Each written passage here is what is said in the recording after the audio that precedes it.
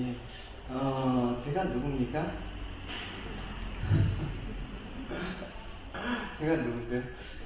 제가 이제 뭐 다른 데 가서 소개하면 저는 뭐 아무개 목사입니다 이렇게 얘기를 하겠죠.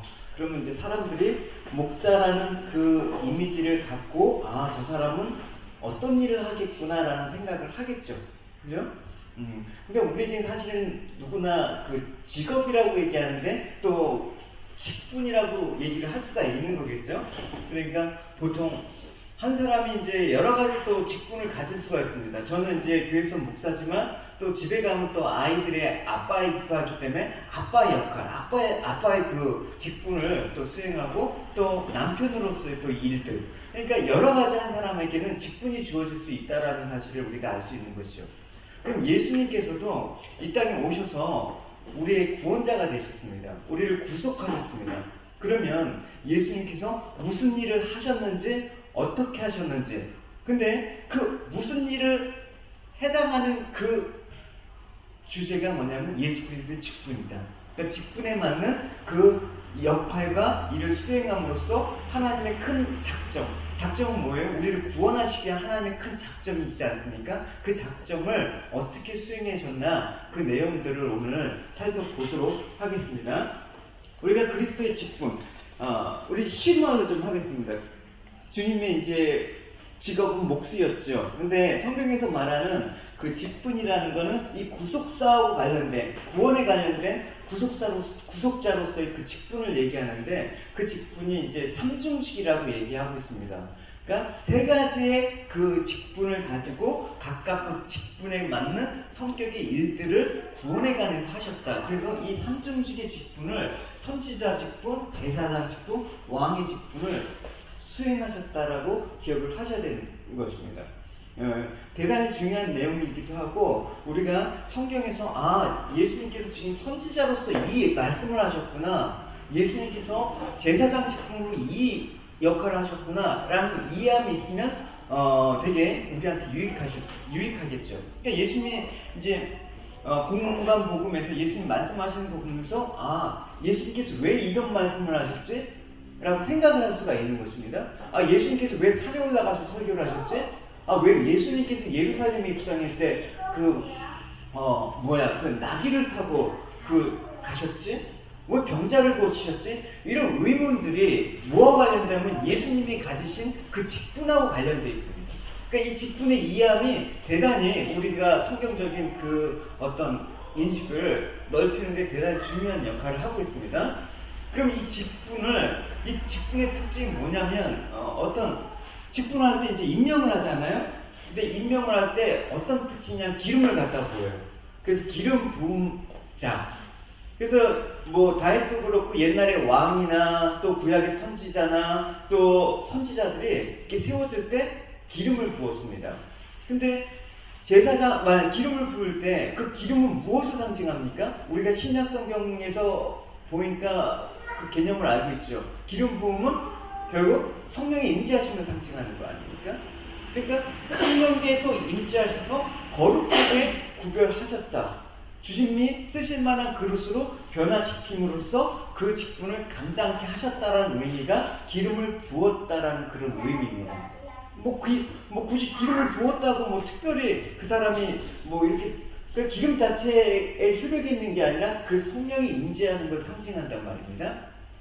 그러니까 이거는 우리가 그 죄론에서 다뤘다시피 자연인 상태에서는 우리가 부정하고 무능하고 또 불결하기 때문에 하나님께서 하나님의 일을 정결하고 거룩하게 쓰임을 하기 위해서는 하나님께서 바꾸셔야 되는데 구약에서는 어떤 방법으로 하셨다고요? 그 연약한 사람에게 기름을 부은 거는 성령이 임하셔갖고 그 사역을 감당할 수 있는 능력과 지혜와 사실을 구비시켜 주셔서 하나님 앞에 봉사할 수 있는 그 역할을 수행하신다. 그래서 기름을 부었다라는 말을 쓰고 있습니다. 그래서 구약에서 기름 부은 것과 이제 성령의 역사가 긴밀하게 연결되어 있습니다. 그래서 우리가 사사기 때 사실은 영적으로 어둡고 혼란할 때 사사가 부름받을 때 어떻게 했습니까? 하나님의 신이 임하사 사사가 되었더라.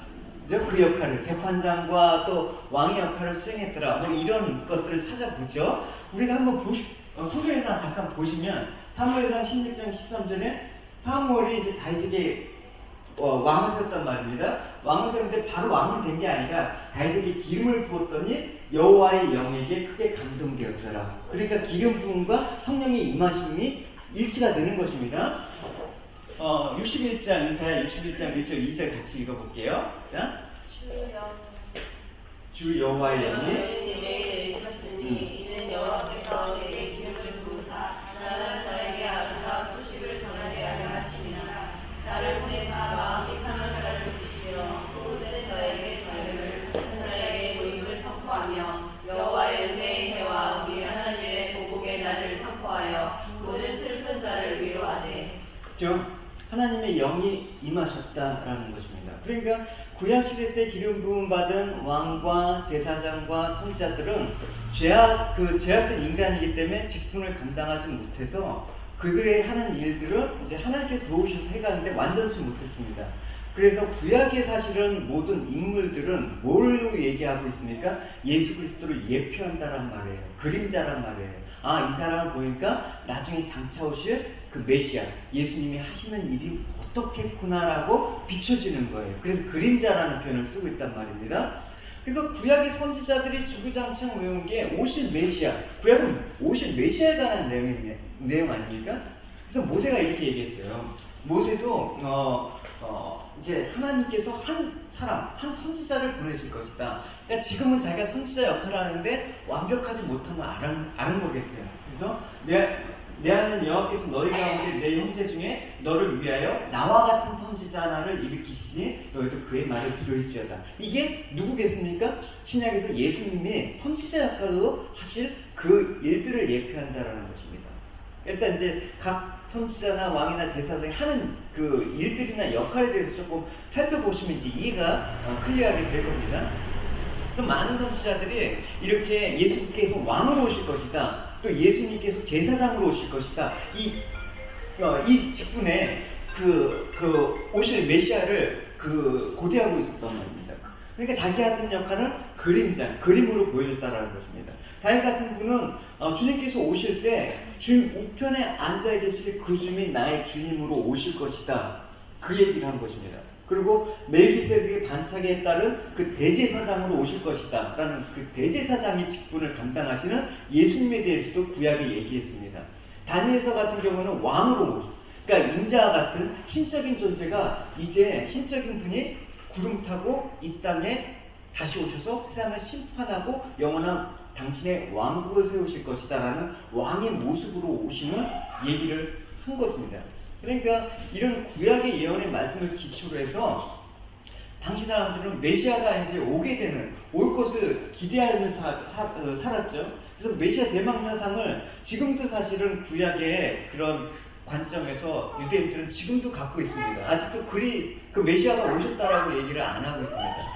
그래서 이제 그 약속대로 예수님께서 왕이고 제사장이고 선지자 직분을 감당하심으로써 하나님 작전 가운데 구원의 계획들을 이루시기 위해서 오신다. 그게 사실은 구약의 내용이에요. 이 세 가지 직분의 그 예수님을 바라보면 예수님이 어떤 일을 하셨는지 좀 더 구체적으로 이해가 갈 겁니다. 우리가 예수님 할 때 뭐를 붙여요? 그래서 예수 그리스도. 그러니까 그리스도가 뭐냐면 기름 부음 받은 자예요. 그러니까 왜 기름 부음을 받은 자, 왜 예수님을 기름 부음 받은 자라고 하지? 그 이해가 이제 이해가 되는 거죠. 이 제사장, 선지자, 그 왕의 직분을 감당하기 위해서, 그래서 예수는 우리를 죄에서 구원하실 분, 그러니까 그 직분을 통해서 우리의 죄를 구원하실 거다라는 그 말이 예수 그리스도예요. 이게 이해가 되셨죠? 그래서 이제 우리가 하나하나 살펴봅시다. 이제 선지자 직분에 대해서 예수님이 어떻게 감당하셨는지. 그럼 우리가 이제 구약에서 우리가 알고 있는 선지자들을 한번 떠올라 봅시다. 어떤 선지자? 예레미야. 예, 우리가 지금 묵상하고 있죠. 또 느헤미야. 또 호세야. 예, 또 이사야. 여러 있죠. 그러니까 구약이 사실 예언서들을 기록한 예언서에 나오는 등장하는 그런 인물들이 선지자예요. 그러니까 예수님께서 이 선지자 역할을 하는데 구약에선 장차 오실 예수님의 역할을 이 선지자들이 하나님의 영을 받아서 이제 그 역할을 감당했단 말입니다. 그러니까 선지자는 어떤 개념을 갖고 계셔야 되냐면 대변인. 이해 가시죠? 그죠? 대변자. 그러니까 어떤 정당에서 대변인 나오고 뭐 청와대도 대변인 있고 대변인 있지 않습니까? 우리 교회 대변인은 누구예요?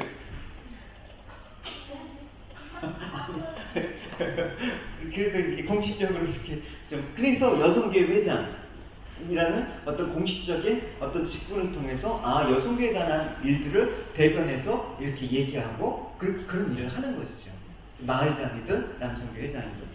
그러니까 이 대변인이라는 역할은 뭐예요? 하나님의 말씀을 대언한다, 전한다 라고 하는데 주로 그 내용이 뭐냐면 그 시대의 악함을 고발하는 거예요. 우리가 예레미야서를 통해서 보실 수가 있죠. 그래서 부정한 왕이나 공직자들에게 경고라고 너희들 하나님 말씀 안 들으면 큰일 난다. 회개하라. 그래서 이 악한 세대를 막 꾸짖고 하나님의 뜻을 소개하는 그런 역할, 그런 대변인 역할을 하는 게 선지자입니다. 직업이 선지자. 그래서 회개하고 돌이키는 자에게 구원자가 되심을 하나님은 구원하실 것이라는 계속 구원과 관련된 그 일들을 그 회개, 그 하나님 말씀을 대변함으로써 하는 그 직분자가 선지자예요. 그죠? 이름이 선이고, 성이 선이고, 이름이 지자가 아니라, 그죠? 그래서 선지자의 사역은 우리의 구원을 위해서 하나님께서 베푸신 계획을 우리에게 전달하고 가르치는 일을 하신다.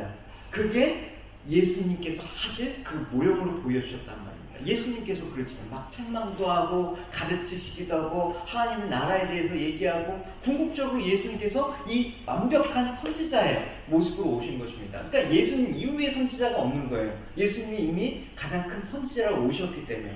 그죠? 수많은 선지자들이 이미 이야기했던 내용들을 예수님께서 다 종합해서 그때 이사야가 말한 그 내용이 이런 거야. 그죠? 그때 당시에는 하나님의 계시가 성령이 임하지 않았기 때문에 잘 몰랐을 거 아닙니까? 그러니까 계속해서 그 뜻을 몰랐는데 예수님이 직접 하나님이시니까 선지자로서 그때 이사야가 한 말, 그때 요나의 기적이라는 게 이런 거다 라는 것들을 계속해서 구약의 말씀을 인용하신 까닭이 그거예요. 예수님께서 구약을 공부하셔서 한 게 아니라 그거 너희들 그때 몰랐는데 이거야. 가장 큰 선지자라고 부르는 거예요, 예수님을. 그래서 그 예수님께서 구원을 향한 그 하나님의 말씀들을 가르치고 드러내셨는데 뭘 하셨습니까? 예수님도 몸으로 오셨기 때문에 이 몸으로 오신 예수님께서도 말씀과 뭐를 의지해서 성령에 의지해서 하셨단 말입니다. 철저하게. 그러니까 육으로 오셨으니까 예수님께서는 다 알고 예수님께서 다 능력을 행하신 게 아니라 철저하게 그때그때마다 성령의 도우심을 받아서 우리와 같은 성적인 모습으로 해서 하나님을 의지하는 것들을 보여주셨습니다. 그러니까 예수님께서 이 그 주 여호와의 영이 이 말씀을 누가복음에서 또 하는 거예요. 그죠? 내게 기름 부음 받은 이사야 말씀을 통해서 나도 성령의 기름 부음 받아서 너에게 선지자 역할을 가르치는 역할을 이 책망과 회개 돌이킴의 역할을 하나님 나라를 가리키려 하노라 이런 얘기를 하시는 것입니다. 그러니까 그리스도와 그리스도를 예표했던 구약의 선지자들은 다 하나같이 핵심은 무엇입니까? 공평과 정의를 가리키는 거예요. 그리고 잘못된 제사에 대해서 질책하고 우상 숭배를 꾸짖었던 그 모습이 공통적인 모습입니다. 그래서 예수님께서도 공생애 때 시작할 때 어떻게 합니까? 성전을 뒤엎으셨잖아요. 그래서 내 아버지를 장산집으로 만들지 말라면서 그 환전상들하고 그런 어떤 매매상들을 쫓아내버렸잖아요. 그런 일들을 예수님께서 보여주신 것입니다. 그래서 이 모든 일들은 뭡니까? 선지자든 어떤 왕이든 제사장이든 어떤 거? 구원의 큰 하나님의 작정을 이루시기 위해서 감당하신 일이다. 그래서 우리가 구원은 단순히 예수 믿고 거듭났다라는 그 고백으로 끝나서는 안 되고 이 하나님 앞에서 우리가 순결한 예배와 또 세상 가운데 성도로서 고백하는 실천적인 삶들을 살으라는 그런 의미가 담겨 있는 게 선지자의 사명이란 말입니다. 그러니까 우리가 이 땅에서 뭘 부름을 받았다? 예수님이 선지자로 오셨으니까 우리도 어떻게? 선지자. 그래서 이 시대의 악함을 꾸짖고 질책하고 그런 일들을 선지자의 역할을 갖고 있는 오늘날 성도들에게도 부여되는 책임이라는 것입니다. 근데 그럼 그 구약의 그 선지자들과 예수님의 그 선지자의 그런 직분은 어떤 차이가 있습니까? 차이는 없습니다. 역할과 효력은 똑같습니다. 그래서 하나님께서 그걸 통해서 회개케 하시고 구원케 하시는 그런 어떤 내용들은 똑같지만 전달 방법에서는 차이가 있었어요. 선지서들, 예언서를 보면 어떻게 말씀하셨습니까? 하나님이 임하셔서 하나님이 말씀하실 때, 그래서 인용하는 식으로 선지자가 너는 이러지 마 이런 식이 아니라 여호와의 말씀 내게 너희들한테 이렇게 전하라고 하셨다. 이런 식으로 전달한단 말입니다. 근데 예수님께서는 신약에서는 그러지 않으셨습니다. 그죠? 내가 진실로 진실로 너희에게 이르노니. 왜? 예수님 직접 하나님이시니까 굳이 하나님의 말씀을 인용해서 따라 하실 필요가 없습니다. 그리고 마태복음 5장에서도 천국은 이런 것이다. 왜 그렇습니까? 천국을 가장 잘 아는 분이 천국에 대해서 얘기하시니까 하나님이 하나님 말씀을 하는데 뭐 이상할 건 없죠. 그러니까 예수님이 말씀하시는 것은 곧 우리에게 밝히 드러난 명백한 계시였단 말입니다.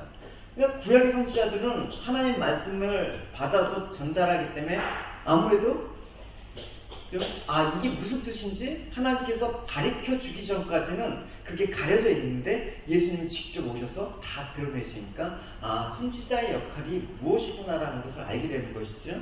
그래서 이런 하나님께서 그동안 가려놓으신 그 비밀의 계시들이 예수님을 통해서 이제 드러나니까 사람들이 놀란 거예요. 이건 듣도 보지 못한 엄청난 어메이징한 이야기예요.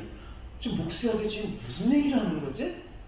그러니까 이런 가르침 우리가 들은 적이 있는가 하면서 대체 저 사람 누구야? 이런 말이 나오는 거예요. 마태복음 우리 7장 28절 같이 읽어봅시다. 그래서 이 말씀을 가르치시되 우리들이 그의 가르치심을 보니 우리는 그 가르치신 것이 권위 있는 자와 같고 그들의 서기관들과 같지 아니하느니라. 그죠? 그 당시 서기관들이나 바리새인들이 구약 성경을 몰랐으니까 잘 아는데도 불구하고 그들은 그 뜻을 모르는 거예요. 왜냐? 가려져 있으니까. 근데 하나님의 아들이 하나님 직접 오셔서 얘기하시니까 당연히 그 본질적인 의미에 대해서 얘기해 주시니까 충격이 오는 것이죠. 그러니까 구약의 역사, 구약에서 제사만 이런 거였다. 구약에서 말한 율법은 사실 이걸 하나님께서 말씀하고 싶은 거였다. 이러니까 또 성전은 무엇인지 너희들이 짐승을 잡아들이는 그 제사가 아니라 참된 예배, 참된 성전의 모습은 이런 거다. 그러니까 바리새인들은 이해를 못하는 것이죠. 그러니까 참나하다 하면서 신성모독으로 죽인 것입니다. 그러니까 예수님 당시 많은 제자들도 예수님으로부터 직접 가르침을 받았지만 사실은 하나님이 얘기하신 그 천국의 비밀과 계시들을 100% 이해하지 못했습니다. 제자들 편에서도 왜냐하면 예수님은 어떤 거는 알 수 있는데 어떤 거는 외문투성이고 어떻게 이해 못하는 행동을 하신 그 행동을 하셨다라는 생각을 갖고 있었을 것입니다. 그러니까 예수님께서 십자가에 죽으실 때도 제자들을 베드로가 예수님 감히 꾸짖잖아요. 감히 어떻게 스승을 꾸짖었습니까? 왜? 스승이 죽어야 된다. 십자가에 죽어야지만 성령께서 이제 이 하나님의 말씀이 너희 안에 심어져서 세워냐. 그죠? 이제 모든 성경의 내용들을 다 알게 될 거야. 그러니까 내가 죽는 게, 내가 죽어서 하늘로 올라가는 게, 그래서 성령이 오시는 게 너희들한테 어떻게 유익하다. 그 얘기하는 거예요. 왜냐? 그 당시는 아직 예수님께서 몸으로 오셨기 때문에 여러 가지 배도 고프셨고, 그죠? 아프셨고, 목도 마르시고, 우리가 인간이 갖고 있는 그 껍질 속에서 제한되어 있는 그런 일들만 하셨단 말입니다. 그러니까 이걸 벗어나야 된다, 나도. 그래서 하나님의 뜻이 온전히 너희들한테 알 거다. 근데 제자들은 그걸 이해를 못하죠. 당장 눈에 보이는 예수는 보이지만 예수님 말씀하신 그 본질적인 의미까지는 아직 모르는 단계입니다. 그러니까 시대적으로 이 제자들, 이 예수님 초기 공생의 때 그 사역 3년 반의 시기는 어떻게 보면 신약이라기보다는 구약과 신약의 과도기적인 그런 단계라고 할 수가 있습니다. 그런 혼동 속에서 구약의 이제 수건들은 이렇게 구약의 어떤 프레임, 그동안 들어왔던 구약적인 사고방식이 이렇게 있었기 때문에 예수님이 몸으로 오신 예수님을 잘 보긴 했지만 사실은 보긴 했지만 알지 못해. 그런 상태. 잘 알지 못한 상태. 그러니까 예수를 통해서 막 제자들이 십자가에 못 박히게 지금 막 직전에도 자리 다툼한 거예요. 주님 왕이 되시면 나를 우의정 죄를 영의정으로 삼아주십시오라고 했는데 그 말은 뭐예요? 아직 예수님께서 하신 말씀의 의미를 잘 이해 못했다는 반증이 되는 것입니다. 그러니까 우리가 어떻게 보면 이 계시가 완전히 하나님의 말씀이 그 선지자의 그 말이 무슨 뜻인지 몰랐을 때 제자들이 그런 반응을 보이는 것은 당연할 수밖에 없는 거죠. 우리가 교회 왔을 때 사실은 지난주에 크고 은밀한 뜻이 뭔가 너희들이 크고 기도해야 될 것인가 기도할 것이 뭔가라고 했는데 사실 그 크고 은밀한 기도가 그렇게 되겠습니까? 그죠? 지금자매님 그렇게 안 되잖아요. 사실은 당장 내 필요한 게 보이고 당장 현실의 문제들이 보이는데 오자마자 교회 아직 이 성경에 대해서 잘 제대로 그 배울 기회가 없었던 제가 갑자기 하나님 나라를 위해서 기도하고 그러면 이건 되게 어려운 거예요. 그죠? 그냥 여러분 필요야 여러분 상황에 해결해달라고 거기서부터 출발을 해야 돼요. 그죠? 출발을 하지만 차츰차츰 하나님이 그 뜻을 이제 말씀 가운데 가르쳐 주시고 깨닫게 하실 때마다 그 기도가 점점 더 하나님 뜻에 성숙되어져 가는 그런 기도를 할 수가 있는 것이죠. 그래서 이제 예수님께서 구속 사역이 완성되셔야 되고 그것을 적용시킬 성령님, 예수 그리스도의 영인 성령님이 오셔야지만 이제 너희들이 지금은 알 수 없으나 나중에 알게 될 거야. 이 말을 하는 거예요. 우리 요한복음 예수님께서 이 말씀을 하신 거예요. 같이 읽어봅시다. 아직도 너희에게 이를 것이나 지금은 너희가 감당치 못하리라. 예수께서 대답하여 가라사대 나의 하는 것을 내가 이제는 알지 못하나 이제는 아니라. 이게 무슨 말입니까? 성령이 오시면 알게 될 거야 라는 그 말을 하는 거예요. 왜 그렇잖아요. 아이들도 키우다 보면 왜 그러는지 모르겠어 라고 하면 큰일 날 거야. 그래서 잘해야지 한단 말입니다. 그러니까 하나님 말씀도 마찬가지입니다. 우리가 계속해서 하나님 말씀을 배움받고 묵상하고 또 기도하면서 이렇게 성령께서 은혜를 주셔야지 깨닫게 되는 그런 일이 이르는 것입니다. 그러니까 어쨌든 예수님께서는 깨닫든 못했든 간에 일단은 가르치셨고 너희들이 잘 모를 때 지금은 모를 거지만 나중에 알게 될 거야 하면서 그때까지 유보된 것도 있습니다. 그러니까 죽으시고 부활하셔서 다시 제자들에게 나타날 때 구원의 경륜을 다 가르쳐 주신 것이죠. 그러니까 겁쟁이 베드로가 성령이 충만하니까 막 3,000명 앞에서 막 설교하고 감옥 앞에서 사람한테 뭐 하는 것보다 하나님 말을 듣는 게 너희도 옳은 게 옳은지 판단해봐라. 뭐 감히 그렇게 할 수 있는 까닭은 뭐예요? 하나님의 뜻이 이제 뭔지 알았기 때문에 성령이 가르쳐 주셨기 때문에 하는 거예요. 그럼 참 모르는 상태에서는 이해가 안 되는 상태에서는 너 왜 그것도 몰라? 이게 성경의 그런 구원에 관련된 거는 그렇게 될 수가 없다라는 게 말하는 것입니다. 그래서 이제까지 이해되지 않았던 예수님의 가르침에 이제 사도들이 이제 깨닫게 된 거예요. 그러니까 사도행전이라는 그 기록은 뭐예요? 성령행전이에요. 그래서 엄청난 일들이 성령의 역사가 그래서 일어나는 것입니다. 예수님 제자들이었을 때는 하지도 못했던 일들이 막 일어나는 건 무엇입니까? 예수님의 그 선지자적인 그런 일들을 감당할 수 있도록 성령을 보내주셨기 때문에 그 일이 일어나는 것입니다.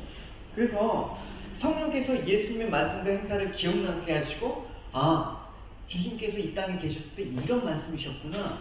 그걸 행했습니다. 그리고 성령의 영광 가운데 기록한 책이 뭐입니까? 그게 신약성경입니다. 그죠? 신약성경. 그래서 참 선지자이신 예수님께서 성경 말씀과 성령으로 우리를 가르쳐 주시고 진리로 지금도 인도하십니다. 그래서 예수님께서 승천하셔서 우리 함께 계시지 않는다라는 생각이 아니라 예수님께서 말씀과 성령으로 우리와 함께 하셔서 이제 또 교회에서 목회자를 세워서 가르치는 사역을 통해서 지금도 하나님께서는 하나님의 그 구속 경륜을 가르치시길 원해요. 아직도 이걸 듣지 못한 자들, 이 선지자의 그런 사명들을 감당함으로써 이 구원의 비밀에 알리시길 원한다는 것입니다. 이게 우리의 일이라는 겁니다. 그러니까 여러분 우리가 사명이 있다라고 하면 이제 사명도 좀 구체적이어야 되는 거예요. 나에게는 이 선지자적인 사명이 있구나. 이렇게 얘기하면 좀 더 내가 살아가는 방향이 클리어해지는 거예요. 그냥 사명이라고 하니까 그냥 사명하는데 너무 포괄적인 말로 들어왔단 말입니다. 그죠? 그래서 우리가 예수님을 참 선지자로 고백한다 그러면 이제 1차적으로 우리의 신앙의 모습은 어떻게 변화가 될까요? 하나님 말씀의 가르침을 받기에 힘써야 되는 것입니다. 그러니까 우리가 주님을 그리스도로 믿는다. 그 그리스도를 믿는다라는 말은 이제 의미를 알겠죠. 선지자로 믿습니다. 주님이 진정한 왕이심을 믿습니다. 진정한 주님께서 대제사장임을 믿습니다. 이 세 가지 고백을 동시에 예수는 나의 그리스도입니다 라고 하는 거예요. 그렇죠? 이제 여러분 이 의미를 갖고 예수 그리스도란 말을 이 의미를 갖고 고백하셔야 되는 거예요. 그러면 훨씬 더 예수님에 대해서 더 많은 가까워짐을 느낄 수가 있습니다. 그러니까 이제 예수는 나의 그리스도라고 하는데 막상 말씀을 배우는 데는 관심이 없어. 그러면 이 고백과 이 드러나는 양상이 다르단 말입니다. 그러니까 우리가 잘 믿기 위해서는 어떻게? 예수님의 선지자의 그 사명, 직분을 잘 이해하면 나도 잘 말씀을 배워야겠다 그런 마음이 드는 것이죠. 그러면 이제 그다음 예수님의 두 번째 직분이 뭐라고 했죠? 제사장 직분. 여러분 이제 그래서 예수님의 삼중직이 뭔가라고 할 때 선지자, 제사장, 왕 요것만 아셔도 굉장한 여러분한테 유익이에요, 여러분. 이제 다른 이제 믿는 분들하고 얘기할 때 이런 예수님의 삼중직에 대한 이해함을 갖고 얘기를 하시면 좋을 것 같습니다. 제사장 직분인데 여러분 이제 여러분들이 아는 제사장은 이제 떠올려 봅시다. 그지? 어떤 제사장? 엘리. 사무엘. 엘리, 사무엘. 또 뭐 여러 사람들이 있죠. 그죠? 제사장. 근데 그 제사장이 무엇을 했느냐? 이제 구약에서 그들이 했던 것들을 한번 봅시다. 구약에서 제사장의 역할은 뭐냐면 대표를 한다라는 대표성. 그러니까 제물과 제사를 드리는 일을 제사장이 했단 말입니다. 그러니까 백성을 위해서 어떤 역할? 중보를 하는 일들을 했습니다. 그러니까 제사라는 건 뭐합니까? 구약의 제사는 짐승을 잡아서 죽이는 제사이지 않았습니까? 그러니까 죄의 값은 사망이기 때문에 제물로 드려질 건 반드시 죽어야 되는 거예요. 왜? 그 죄를 대신 그 제물이 담당해야 되기 때문에. 그러니까 제사장은 동물을 죽여서 피를 쏟고 제단에 태우는 일들을 했단 말입니다. 근데 여러분 그 과정이 얼마나 잔인하고 더럽고 힘들겠습니까? 그러니까 백성들이 제사 제물로 뭐 양이나 소나 뭐 비둘기 갖고 오면 칼을 찔러서 각을 뜨고 내장을 꺼내서 피를 쏟고 기름을 다 발라내서 태우고 그렇게 하면서 어떤 고백을 합니까? 전가시키는 거예요. 저 동물이 내 죄를 갖고 대신 죽습니다. 그래서 저는 용서함을 받았습니다. 이게 구약의 제사입니다. 그러니까 죄를 지은 당사자가 죽어야 될 그 대신 제물이 죽는 방식으로 하나님께서 제사라는 방법을 구약에서 알려주셨습니다. 근데 여러분 상식적으로 생각을 해보십시오. 매번 이런 제사를 한다 그러면 우리 교회 옆에 목장이 하나 있어야 돼요. 주일마다 하나씩 잡아갖고 여러분 일주일 동안 지은 죄 계속 바뀌면서 그죠? 그런 일을 해야 되는 거예요. 그러니까 이 끊임없이 반복되는 일들이 또 이 방식이 얼마나 우리의 상식하고는 어긋나지 않는 거예요. 구약의 백성들은 이런 생각을 안 했을까요? 왜 이런 거를 하지? 그러니까 이걸 머릿속에 그리면서 내가 지금 뭐 하는 거지? 하나님께서 사실 이런 생각을 가지라고 한 거예요. 이런 미친 짓을 왜 하는 거지? 그러니까 고대 뭐 미개의 종교 의식도 떠오르고 아니 인격적인 하나님이 그런 피비린내나는 제사를 좋아하고 그것으로 죄를 용서하시나? 그런 생각을 가져야 되는데 그런 생각을 가지라고 그런 제사를 하나님께서 하신 거예요. 사실은. 근데 구약 백성들은 구약의 사람들은 그것만이 하나님의 용서함을 받는 거라고 하고 그것만이 그 제사로 하는 것이죠. 그러니까 제사의 본질을 모르는 것입니다. 그러니까 하나님께서는 그런 하나님이 아니지 않습니까? 행위로 죄가 용서되는 게 아니고 제사라는 어떤 잔혹한 제도를 유지해 보이고 미개해 보이는 그런 제사를 통해서 하나님께서 뭐 죄를 용서하는 그런 방식을 고집하는 게 아니라 그게 뭐냐면 우리를 향한 은혜의 성격이 뭔지 가르치시기 위해서 그런 거예요. 첫째는 뭐냐? 죄를 취할 때마다 내 죄를 대신해서 짐승을 죽일 때마다 어떤 생각이 듭니까? 죄라는 것이 얼마나 끔찍한가를 좀 너희들이 알았으면 좋겠다. 그죠? 지금 짐승이 죽지만 너희들이 나중에 이 땅에서 그런 죄악 가운데 죽으면 어떻게? 너희들이 그렇게 죽는 거야. 영원한 사망 가운데 그렇게 되는 거야. 불구덩이가 하고 그렇게 사는 거야. 그걸 보여주고 싶으신 거예요. 그죠? 그러니까 끊임없이 반복되는 사모처럼 보이는 제사행위를 통해서 뭘 또 알아요? 야, 이거 이 평생 이 짓을 어떻게 하나? 그죠? 일주일 동안 죄 안 짓고 사는 사람이 누가 있습니까? 그냥 기껏해서 그냥 하루 종일 짐승을 잡아 벗기고 해갖고 용서함을 받았는데 월요일까지 잘 버티다 화요일날 또 죄를 졌네? 그럼 어떻게 합니까? 또 갖고 가는 거예요. 그럼 여러분 평생 여러분들은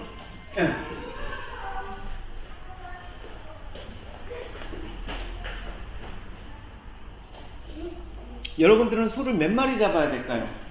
맥도날드가 햄버거를 만드는 패티를 몇 개를 만들 수 있을까요? 우리가 잡은 소로. 엄청나겠죠. 끊임없이 반복되는 이런 제사행위를 통해서 뭘 알아요? 아, 이거 언젠가 이거 끝났으면 좋겠다. 한 번에 영원히 죄를 사해주시는 하나님께서 하나님 그런 분이신데 왜 이걸 매번 죄를 지을 때마다 하라고 하지? 그러니까 이걸 통해서 이 죄를 가져가실 진짜 그분이 필요하구나라는 사실을 인지하게 만드는 그런 거를 제사 방식으로 알려주시는 거예요. 그러니까 여러분 그걸 모르고 지금도 구약의 제사 방식을 고집하고 그런다 그러면 이 새 언약에 대한 개념이 없는 것입니다. 그래서 그 제사가 왜 의미가 있습니까? 제사 자체로만 보면 방식이 영 아니지만 그 제사에는 뭐가 예표되어 있기 때문에 예수 그리스도가 예표가 되어 있기 때문에 이 제사를 통해서 예수님의 은혜, 예수님의 그 사역을 그려내고 있기 때문에 구약의 제사 방식은 대단히 중요한 것입니다. 제가 여러분하고 성경 공부할 때 구약의 제사 5가지 말씀드린 적 있었을 거예요. 번제, 소제, 화목제, 속건제, 속죄제. 그죠? 이런 방식을 왜 하냐? 근데 그 방식보다는 그 제사에 담긴 그 의미, 정신을 꼭 알아야 된다라고 여러분 성경 공부 시간에 했을 것입니다. 그러니까 여러분 그 문제를 해결해 주시기 위해서 이제 한 분이 오신다. 그래서 메시아가 오시길 기다리는 거예요. 이 짐승의 제사는 이제 도저히 힘들고 방법이 없으니까 하나님의 이 죄 문제는 반드시 해결돼야 되는데 이 하나님의 공의를 만족시킨 제사장이 오셔야 되는 거예요. 제물이 오셔야 되는 것입니다. 그래서 하나님과 화목하게 돼야 되고 또 그분이 계속해서 우리를 죄를 지을 때마다 이제 우리가 갖고 가는 방식이 아니라 그분이 저 사람을 용서해 주십시오라고 중보를 해줘야 되는 거예요. 중보자가 있어야 되는 거죠.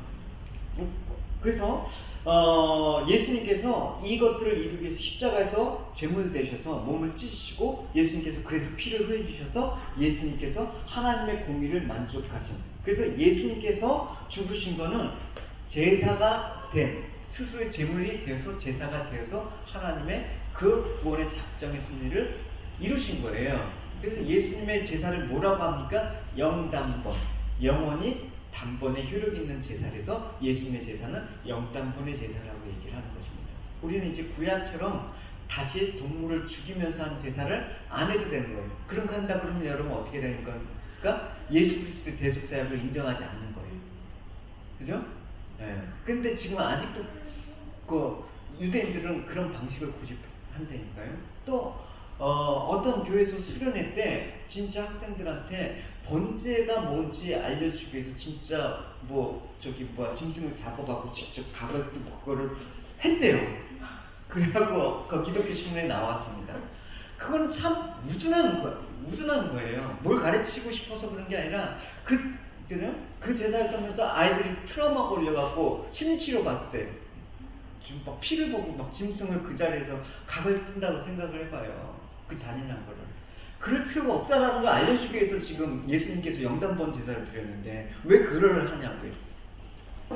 그러니까 여러분, 하나님께서 제물이 돼서 오신 것은 우리가 죽어야 돼. 어찌 보면 우리가 당연히 그렇게 돼야 돼. 그 죽으심을 대신 갖고 가시겠다. 그래서 예수 그리스도의 사역은 어떤 사역이다? 제사장 사역. 제사장 직분이 죄와 관련된 이 사역에서 나오는 거예요. 우리의 대제사장이신 예수 그리스도 이름은 이제 여러분 이미지가 딱 와야 되는 거예요. 예. 우리의 선지자이신 주님. 이제 여러분 이게 명확하게 클리어하게 이제 이해가 될 겁니다.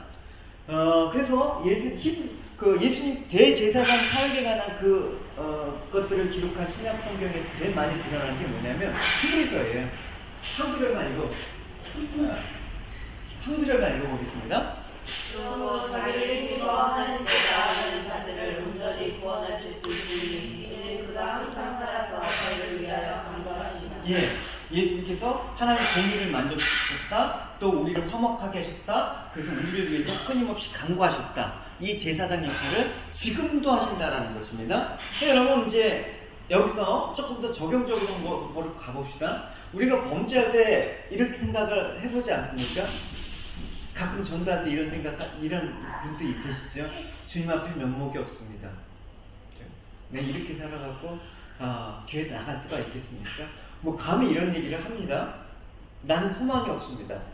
이런 나를 주님이 받아주실 리가 없다. 나를 버리실 것이다. 이런 절망 가운데 빠질 수 있다라는 것입니다. 충분히 그럴 수 있죠. 그러니까 우리가 죄에 대해서 충분히 여기면서 스스로의 절망하는 것도 필요는 하지만 너무나 지나쳐서 희망도 없고 주님께서 나를 버리실 것이다라는 생각까지 가는 거는 주님이 주신 생각이 아니라 사단 마귀가 주는 생각이에요. 예수님 피도 눈물도 없는 재판장의 이미지로 만드시는 것입니다. 그러니까 구약의 그 하나님을 생각할 때 율법을 범죄하면 가능하면 무조건 돈을 쳐 죽이는 그런 하나님으로 예수님을 각인시킨단 말입니다. 오늘날도 그렇잖아요. 그러면 하나님한테 벌 받아. 그러면 하나님이 너를 치실 거야. 감히 이런 말을 한단 말입니다. 이건 대단히 예수님의 그 직분, 이 제사장적 직분에 대한 이해함이 없는 발언들이에요. 예수님께서는 우리가 범죄할 때마다 그래서 지금도 우리를 위해서 끊임없이 중보기도 하신다. 왜? 제사장 역할이기 때문에. 아버지, 이 영혼을 불쌍히 여겨주십시오. 이 아들 용서해 주십시오. 저를 봐서라도 이 아들 용서해 주십시오. 그러면 하나님께서 이 사람을 보면 도저히 율법으로는 죽어야 돼. 근데 이 예수 그리스도를 통해서 보니까 이 예수님의 간구를 거절할 수가 없죠. 하나님은. 왜? 예수님께서는 이미 대속죄, 십자가에서 하나님의 뜻을 다 이뤄서 대속 공로가 있기 때문에 예수님의 그 공로가 있는 상태에서 간구는 100% 효력이 있는 거예요. 이런 가정을 해봅시다. 여러분들이 만약에 죽어서 하나님 심판대에 갔어요. 근데 마귀가 검사하고 있단 말이에요. 쟤는 2018년 10월 며칠에 이런 짓을 했어요. 마귀가 이렇게 참수해요. 그때 여러분 어떻게 해요? 예, 맞습니다. 이러면 죽는 거예요. 발뺌만 하지 말라는 게 아니라 그럴 때 어떻게 주님 살려주세요. 그렇게 하죠. 예, 가정하는 거예요. 그럼 주님께서 주님, 하나님 아버지, 저를 봐서 용서해 주십시오. 저 사람은 내가 저 사람의 죄를 위해서 죽지 않았습니까? 그러니까 저를 보고 용서해 주십시오. 그래서 하나님께서는 그 아들의 간구를 보고 죄 없다, 무죄 이렇게 판결하는 거란 말입니다. 그거는 예수님께서 제사장적인 사명을 감당하셨기 때문에 이 일들이 일어나는 거예요. 예수님 나의 구원자라고 할 땐 참 많은 의미가 포함되어 있는 것이에요, 여러분. 그래서 여러분 우리가 이 예수님의 대속 사역을 믿어야 되는 것입니다. 이 믿음, 이게 믿어지는 은혜만이 구원을 받는 거예요. 다른 방법이 없습니다. 그래서 긍휼의 대제사장이신 예수님께서 지금도 하늘 우편에서 우리를 중보하시고 우리가 빌바를 말하지 못하고 연약한 우리를 탄식하면서 예수 그리스도의 영이신 하나님께서는 기도하시는 것입니다. 다시 은혜를 베풀어달라. 다시 저 죄에서 건져달라 하면서 그래서 은혜의 보좌 앞에 담대히 나아갈 수 있는 그 일을 지금도 하고 계시기 때문에 우리가 하나님의 백성이라 감히 말할 수가 있는 거예요. 여러분 행위만 받고 내가 정말 믿는 사람이야? 이런 말 많이 듣죠, 주인자매님. 교회 다니는 사람이 더해. 더하죠. 교회 다니는 사람은 뭐 저래. 너 그러고도 교회 뭐 교인이냐? 당연히 그렇죠. 그럴 때 어떻게 합니까? 그러니까 예수를 믿는 거야. 이 말이 나와야 되는 거죠. 내가 그러니까 예수를 믿는 거지. 내가 지금 이제 하는 짓거리는 나도 알아. 내가 지옥 가는 거 알아. 그러니까 예수님이 이 일을 하셨다니까. 이게 믿음이다. 그죠? 하나님 앞에 의리한 척하면서 나는 그렇지 않은데 너는 왜 그래? 그 사람은 더 그럴 수도 있어요. 안 보는 데서. 여러분, 그래서 우리가 죄를 짓고 다시 회개하고 하나님 받아들여서 은혜가 회복돼야 되는데 담대히 나가야 되는데 사실은 이 회복에 대해서 우리가 좀 더 살펴봅시다.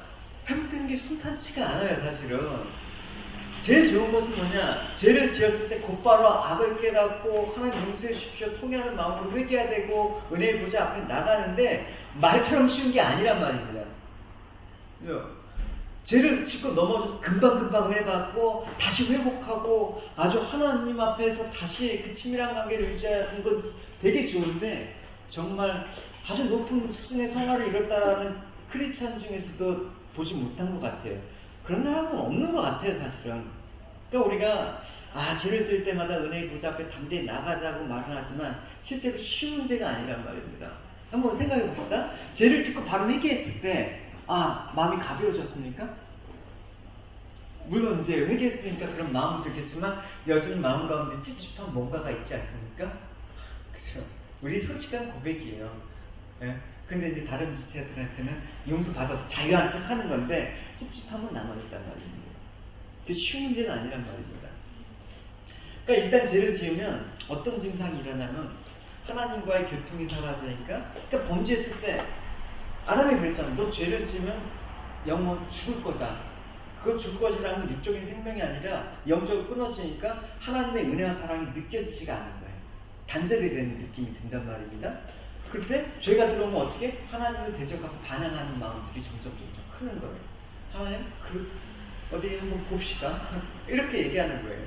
그러니까 죄를 토설하기도 싫고 회개하기도 싫은 마음이 자꾸만 커지는 거죠. 죄를 지을 때마다. 그럴 때마다 또 내가 그래도 내가 이렇게 하면 안 되지. 회개해야지 하면서 억지로 회개 자리에 나와. 은혜 구해. 하나님 용서해 주십시오. 근데 안 돼. 여전히 차갑고 냉담하단 말입니다. 거절감이 드는 거예요. 좌절. 그러니까 제가 어쩌다 지은 죄는 되는데 자꾸만 반복되니까 좌절감이 드는 거예요. 이거 이렇게 매번 하는 거 하나님께서 기쁘게 여기실까? 똑같은 죄. 반복하고 고의적하고 알면서도 지은 죄. 그러니까 여러분, 대표 기도할 때 여러분 제일 많이 나오는 관용구가 뭐예요? 우리가 알고 모르고 지은 죄를 이 말이 나온 거 아니에요?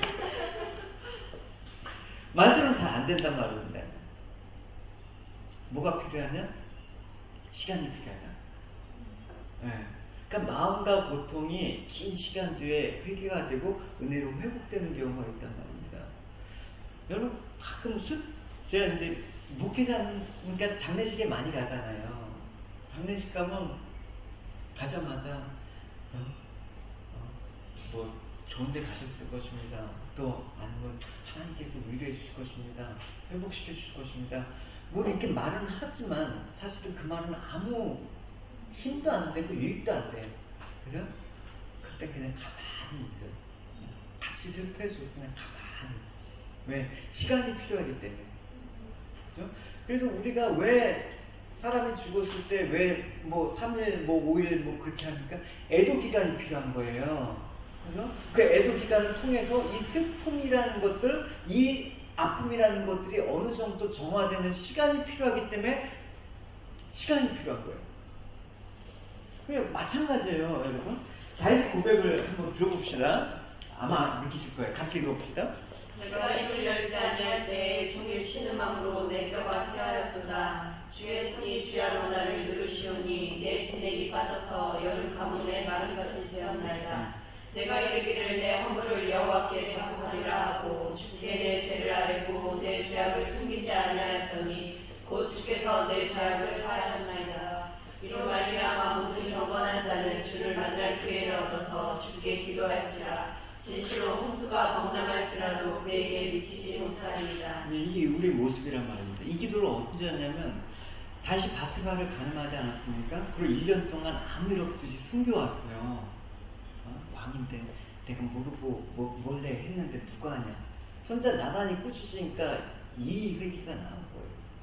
그동안 사실 얼마나 마음을 조마조마하면서 하나님 낯을 피하면서 하나님 못 보셨겠지, 하나님 눈 감아주시겠지 하면서 애써 아닌 척하면서 얼마나 고통스럽게 했어요. 그러니까 뭘 얘기하냐면 내 진액이 빠져서 뼈가 다 녹을 정도다.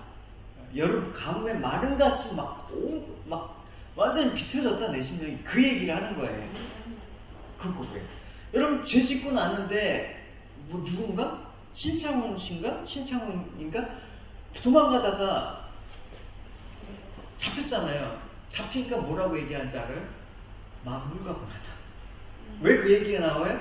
제가 숨겨진다고, 제가 이렇게 가려진다고 해서 그게 제가 없어지면 좋은데 여전히 제약 가운데 있는 심령은 힘들단 말입니다.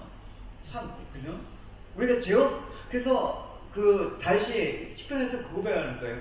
허물에 가려짐을 받은 사람은 복이 있다. 이 죄를 통해서 하나님께서 용서를 해주시는 은혜를 경험하기 때문에 그게 복 있는 사람이다. 자기 양심의 가책 때문에 인간은 괴로워하지 않습니까? 누가 괴롭히지 않는데. 그러니까 죄를 신음하고다 막 참여하면서 이런 소원이 생기는 거예요. 그러니까 다윗이 이 고백을 한 거는 바로 한 게 아니라는 것을 알 수가 있는 것이죠. 그렇죠? 뼈가 마를 정도로 그렇게 고통하다가 기회를 타서 죄를 자복하고 회개하는 것입니다. 마침 선지자 나단을 통해서 꾸짖게 하셨어요, 하나님이. 그걸 통해서 이때다. 내가 그동안 감춰져 있던 이 마음의 고통을 이때다. 이때 벗어버려야겠다. 그때 나가는 거예요. 아마 바로 가늠하고 했으면 이런 고백 안 했을 거예요. 하나님 용서해 주셨습니다. 땡큐 아멘. 근데 죄 짓고 마저 회개하고 바로 용서의 은혜가 주어진 경우도 물론 있지만 되게 드물다라는 거예요. 그러니까 일정 기간이 지난 후에 정말 하나님과의 냉담한 기간을 거친 후에 다시 회복하는 거예요. 죄 짓고 하나님 원망하면서 난 이제 하나님 교회 안 다닐래 이런 적도 있지 않습니까? 그런 적 있어요, 없어요? 은혜부터 안에. 맞죠. 네.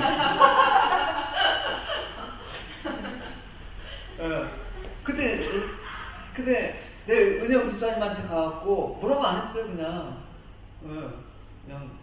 잠수하면 오래 타지 말아라. 몸에 안 좋다. 그 얘기만 했어요. 왜? 기간이 필요하기 때문에. 하나님께서 회복해 주실 때가 있기 때문에. 이 죄 때문에 힘들어. 일부러 자학하라는 얘기 아니라 이걸 알자 하지만 그 하나님 은혜가 귀한 걸 알아요. 그러니까 방치하고 싶어서 방치하는 게 아니라 이것 때문에 그런 거예요. 그러니까 죄를 범할 때마다 하나님께서 우리를 위해서 중보 기도를 하시는데 곧바로 은혜의 용서가 왜 안 주어집니까? 은혜 보좌 앞에 담대히 나가라고 말씀하셨는데 왜 현실은 주님으로부터 차가운 거절감이 듭니까? 그 모형이 구약에 있어요. 구약의 민수기 12장에 보면 뭐가 나오냐면 모세가 이제 구수 여인을 아내로 맞이합니다. 그러니까 누이가 미리암과 그 형 아론이 모세를 막 비방해요. 지금 모세는 비방당할 지금 상황이 아니거든요, 지금. 예, 막 비방. 그때 비방을 인간적으로 보면 비방할 만하죠. 그때 하나님께서 징계를 하시는 거예요. 미리암을 문둥병에 걸리게 하는 거예요. 그러니까 모세가 어떻게 하냐면 그녀를 위해서 중보기도 하는 것입니다. 그 제사장 역할. 그러니까 모세도 아까 보면 선지자 역할도 했고 제사장 역할도 하고 왕의 역할을 한 거예요. 모세 같은 경우에는. 그래서 미리암의 중보 기도를 하는 것이죠. 이 구절이 같이 읽어봅시다. 모세가 여호와께 부르시되 하나님께서 원하건대 그를 붙여주소서. 그죠? 그러니까 우리를 신약 시대에 왕 같은 제사장으로 불렀다고 하면 어떤 일을 해야 된다는 게 이제 나오죠. 그죠? 저 지체를 용서해 주십시오. 저 지체가 하나님 앞에 돌아올 수 있도록 긍휼을 베풀어 주십시오. 이런 기도가 제사장 직분의 기도라는 것입니다. 그래서 이제 중보 기도를 하는 것이죠. 예수님의 중보 기도를 예표하는 거예요. 그래서 하나님께서 이 모세 기도를 들으시고 용서해 주는 거예요. 근데 바로 용서해 주지 않았어요. 어떤 건지 한번 봅시다. 같이. 자. 여호와께서 모세에게 이르시되 그의 아버지가 그의 얼굴에 침을 뱉었을지라도 그가 이래 동안 부끄러워하지 않겠느냐. 그런즉 그를 진영 밖에 이래 동안 가두고 그 후에 돌아오게 할지니라 하시니. 예, 하나님께서 용서해 준다고 했어요. 모세 중보기를 듣고. 근데 바로 아니에요. 뭐냐면 7일 동안에 자숙하는 기간을 통해서 돌아오게 한다. 이 기간이 필요하기 때문에. 그렇게 하신 이유는 뭐라고 했습니까? 아비가 아들을 징계하는 비유로 했어요. 보면 아비가 아들의 얼굴에 침을 뱉는다고 하는데 왜 뱉었습니까? 얼마나 못돼 먹었으면 부모가 그 아들의 얼굴에 침을 뱉었냐고요. 그러니까 침을 뱉는다고 해서 이젠 내 자식이 아니다라 그런 의미가 아니겠죠. 그런 의도가 아니라 자식은 그렇잖아요. 사랑해도 내 자식, 미워해도 내 자식. 마크가 이뻐요? 폴이 이뻐요? 이런 짓을 해도 얘도 이쁘고 저런 짓을 해도 쟤도 이쁘고 자식은 그런 거 아닙니까? 그러니까 자식이 부모한테 침을 뱉는다라는 거는 이 미운 놈이 아니라 사랑하기 때문에 하는 아주 모독적으로 얘를 징계해서라도 이 버릇을 고치고자 하고 싶은 그 사랑이란 말입니다. 그러니까 구약에서 나타난 하나님은 왜 이렇게 잔인하시지? 율법의 하나님은 왜 이렇게, 그래서 신학자들 중에는 구약의 하나님과 신약의 하나님은 다른 분이다, 이런 이단적인 이단도 있었습니다. 근데 율법의 내용을 모르기 때문에 그래요. 겉으로만 보고. 네. 회초리 대본 적 있어요? 있어요? 회초리. 그러니까.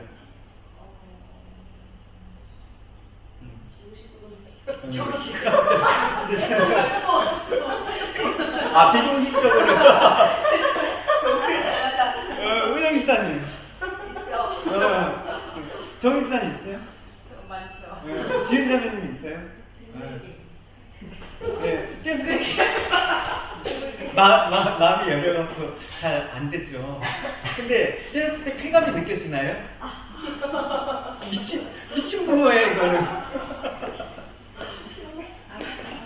그죠? 네. 이 때렸을 때는 내 마음이 더 아픈 거야. 그러니까 구약에서 하나님이 그 백성들 징계하셨을 때 하나님은 더 아프신 거예요. 그 심정을 이해 못하면 성경을 어떻게 표면적으로만 보는 것이죠. 구약의 하나님은 잔인하다. 인정사정 없는 분이구나. 뭐 이런 내용으로 이해가 가는 것입니다. 그러니까 아비가 아들을 이런 모습으로 징계했을 때 그 부모는 자식을 사랑하기 때문에 하는 것입니다. 그러니까 이때 징계를 받는 자식은 두 가지를 하면 안 되는 거예요. 절대. 첫 번째는 뭐냐면 아버지가 나를 버렸구나. 집 나가야겠다. 안 되는 거예요. 그래서 가끔 이러잖아. 너 밥 안 먹으면 집에 나가! 이러면 진짜 나가면 얘는 안 되는 거예요. 그러니까 사람 심리가 죄를 신음마다 회개하려고 해도 주님의 은혜가 자꾸만 회복이 안 되고 뭔가 거절감이 느끼고 여전히 내 상태가 나아지지 않을 때 소망없다, 좌절하고 난망하면서 모르겠다면서 더 깊은 죄 가운데 빠져버리는 경우가 너무나 많기 때문에 그래요. 그래서는 안 되는 것입니다. 또 반대의 경우도 있습니다. 이렇게 아버지가 죄를 했을 때 아버지는 날 버리실 리가 없지. 당연히 용서해 주실 것이라는 걸 믿고 다음날 아버지 앞에 실실 웃어가면서 아무 일이 없는 것처럼 아버지한테 아버지 이렇게 했다가는 침이 아니라 다리 몽둥이가 부러지는 거예요. 그러니까 뭐가 필요하다? 자숙. 내가 정말 왜 이런 죄를 지었는지, 내가 왜 이런 잘못을 했는지, 아버지가 왜 나를 이렇게 책망하셨는지 한번 곰곰이 생각하고 진심으로 그저 마음을 담아서 그 기간이 지날 때 아버지가 그럴 때 야, 너 진짜 잘못을 뉘우친 것 같구나 라고 할 때 은혜를 부어서 그때 회복시키시는 거예요. 그러니까 우리가 아무리 죄도 주님께서 용서하시죠. 하루에 7번씩, 뭐 7번이 아니라 70번씩 7번이라도 용서를 하시죠.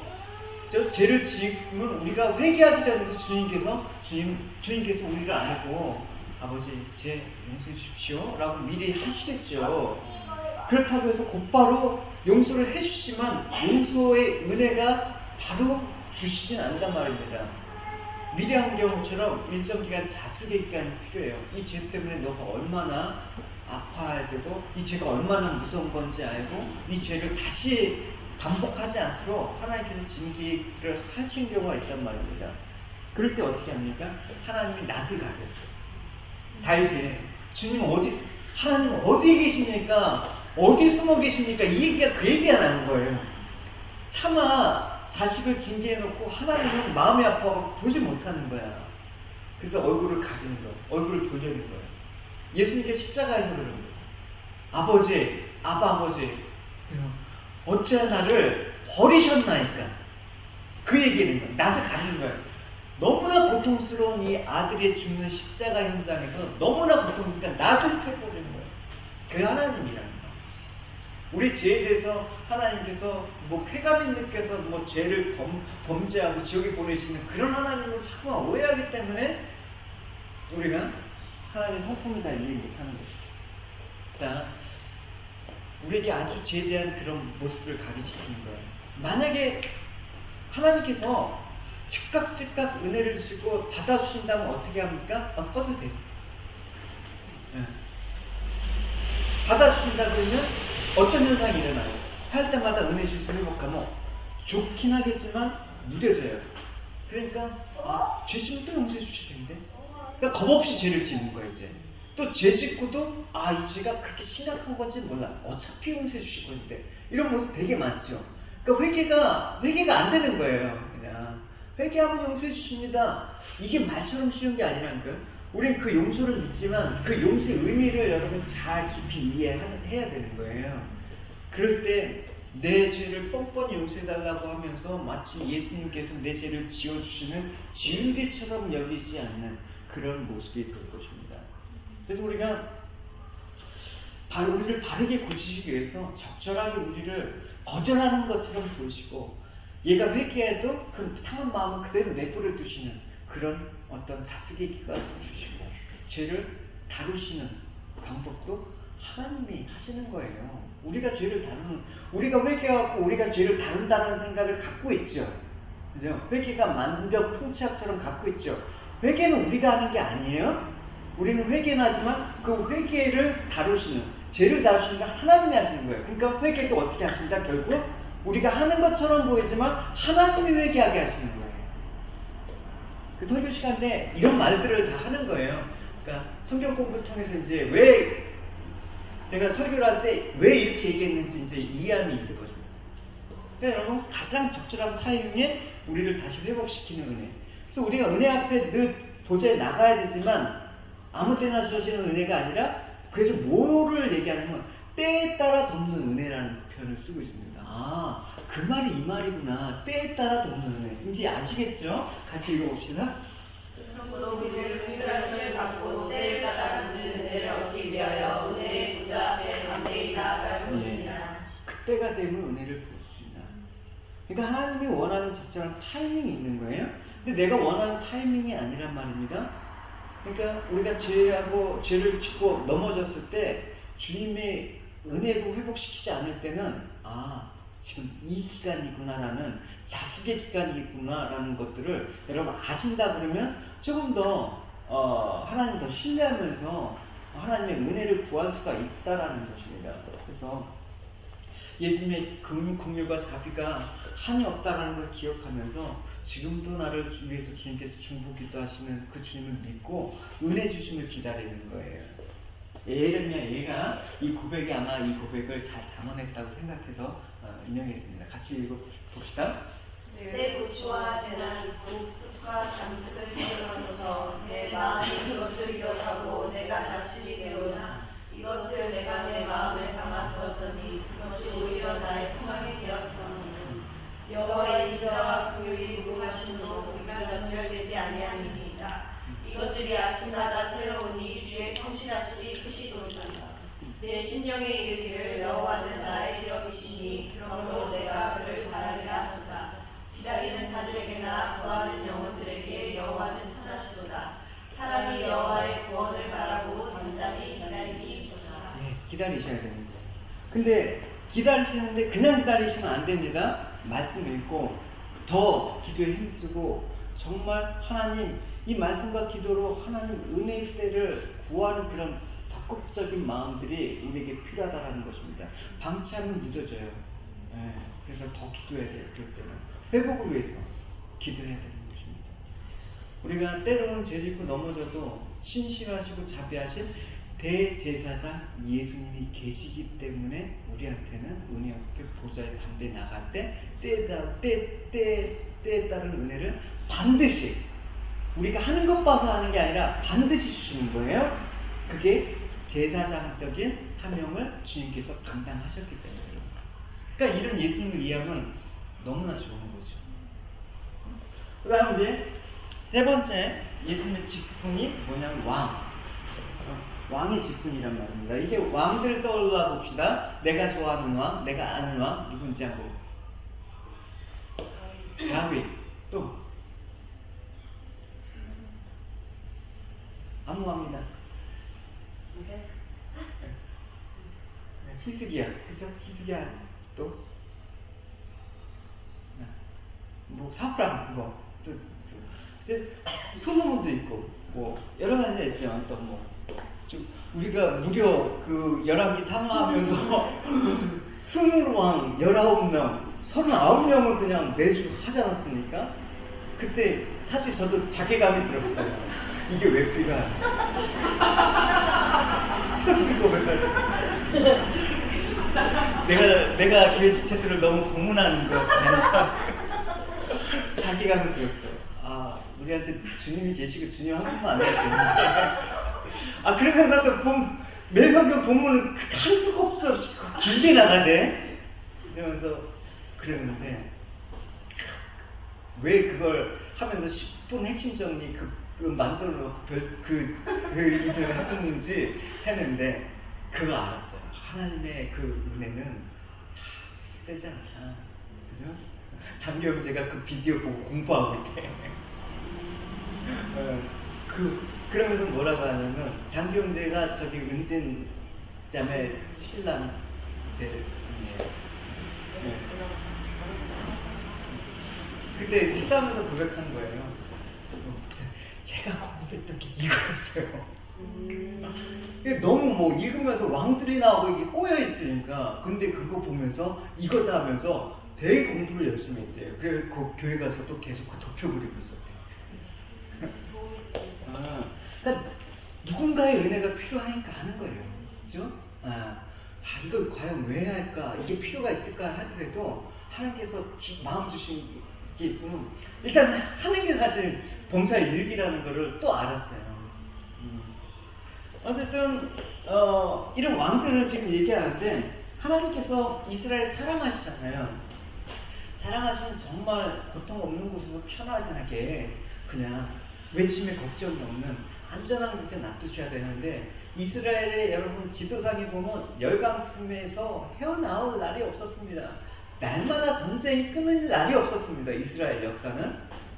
툭하면 뭐 다이델 블레셋, 암몬 위협하고 또 우리가 예레미야 때는 바벨론 나오죠. 또 바벨론의 포로가 또 메데바사 페르시아 제국 또 애국 이런 초강대국 틈에서 실수 바람잘날 없는 그 나라가 이스라엘이었단 말입니다. 결국 이스라엘 왕들은 어떤 역할을 해야 하는지 보여줘야 되는 그 일을 해야 되는 거예요. 신정국가니까 왕은 하나님의 대통치자로서 어떻게 말씀대로 행하지 않으면 망하고 끌려간다는 것을 보여줘야 되는 것입니다. 그래서 이스라엘 백성이 이 왕은 불완전하구나. 이 나라를 완전히 지키실 그 왕이 필요하구나. 그래서 왕이 하는 그 두 가지 역할은 뭐냐면 그 나라를 다스리고 보호하는 역할을 하는 거예요. 그 다음 한 가지는 계속해서 원수, 대적하고 싸우는 역할을 왕이 해야 된단 말입니다. 이 두 가지가 필요한 것입니다. 이 두 가지 왕의 직분이 이제 구약의 여러 왕들의 모습을 통해서 역사를 통해서 보여주고 있는데 우리는 이제 이걸 통해서 예수 그리스도가 왕으로 오셨을 때 왕이신 예수 그리스도 하면 이 두 가지가 떠오르는 이제 떠올라야 되는 것입니다. 그러면 이제 하나님께서 왕이신 예수님께서 다스리시잖아요. 그러니까 어느 나라든 왕이 없으면 자기 소견에 옳은 대로 하는 완전히 개판이 되는 것입니다. 여러분 후세인 같은 사람이 죽었잖아요. 네. 후세인이 죽었는데 낫을 줄 알았어요. 근데 후세인이 죽고 나니까 더 혼란이 일어나는 거예요. 독재자가 있어야지만 그 나라가 그래도 그 질서라는 게 억압과 위협 속에서도 유지가 되는데 그 독재자마저 없으니까 완전히 나라가 엉망이 되는 거예요. 그러니까 지금 왕은 그런 역할이 하는데 왕이 있어서 다스리면 어떻게 그 성종이야 되는 거예요. 어쨌든 총칼로 위협하더라도. 그러니까 왕이 어떻게 다스립니까? 일단 왕은 힘이 있어야 되죠. 그래서 법과 공권력을 사용해서 백성들을 통제한단 말입니다. 그러니까 자기 마음대로 살지 못하게 하는 거예요. 나쁜 짓 하면 벌 주고, 그래서 뭐 착한 일 하면 상 주고, 공권력으로 사람을 통제하는 역할을 하는 것이죠. 근데 이것만 갖고 안 되는 것이죠. 왜냐면 강하게 국민들을 통제만 하다 보니까 앞제만 했던 전제국가들은 오래가지 못했어요. 반응이 일어나거든요. 중요한 건 뭐예요? 왕이 국민의 민심을 얻어야 되는 거예요. 그래서 민심이 천심이다. 뭐 그런 말 많이 하잖아요. 왕이 민심을 얻어서 정말 인자하고 선한 마음으로 성금의 마음을 통해서 민심을 얻게 되면 그 백성들이 충성의 자발적인 헌신의 모습으로 그 나라가 강건하게 된다. 이게 구약의 선한 왕과 악한 왕들이 등장해서 하나님께서 보여주고 싶은 그 그림이 그런 거예요. 선한 하나님 때 예수 그리스도의 왕 대신 그 선한 통치를 삼해라. 악한 하나님 때 진정한 왕이 필요하다. 이런 것들을 보여주시기를 계속해서 보내시는 거예요. 왕들을. 우리 역사에도 나쁜 왕의 이미지가 많잖아요. 좋은 왕보다 나쁜 왕이 더 많잖아요. 우리 이미지에. 그러면 이제 세종대왕 같은 왕이 딱 있으면 한번 어떤 생각이 했습니까?